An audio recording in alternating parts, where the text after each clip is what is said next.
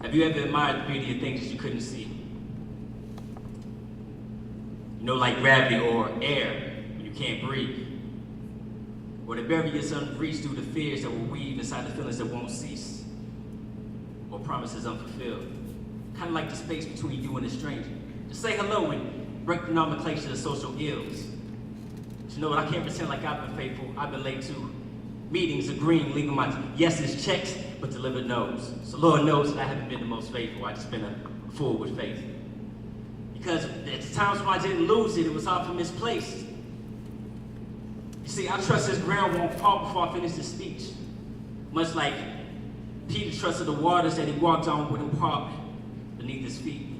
But you see, the beauty of our God is that he meets you right where you are. And redemption is never too far. So knowing this, I am frozen in awe. But then the second I start to thaw, I am back to being flawed.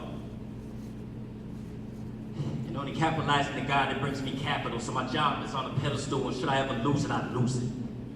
Meanwhile, my back is against the clouds, and the ground is my ceiling, and I'm feeling like a vow that's broken, hoping that I'm appealing to these pennies with a hole in it that's telling me that they're hopeless. Oh yes, God will give you more than you can bear. And that's when you hand it over to the one who bears life and has conquered death. I mean, if we could measure the knowledge of God, it would only have to begin at the peak of Solomon's wisdom. Pardon me, I am just bragging on my God. You see, his love never fails, faithfully functioning in the failing defibrillation of our fleeting hearts. Apart from him, we are void. No.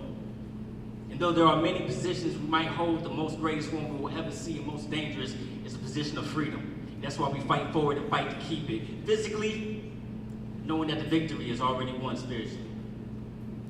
Hey, what do I know? I mean, I'm just a rapper / poet. Tutor kids on the weekends, lead Bible studies. I love coding websites.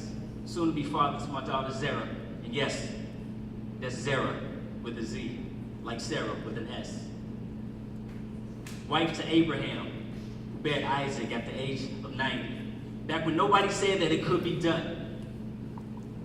So when nothing was left except for God's promise and Sarah's faith, the conception of a nation that would be the incarnation of what we now see as amazing grace. So let us hold fast to confessions of our hope without wavering, for he who promised is faithful. Stay faithful.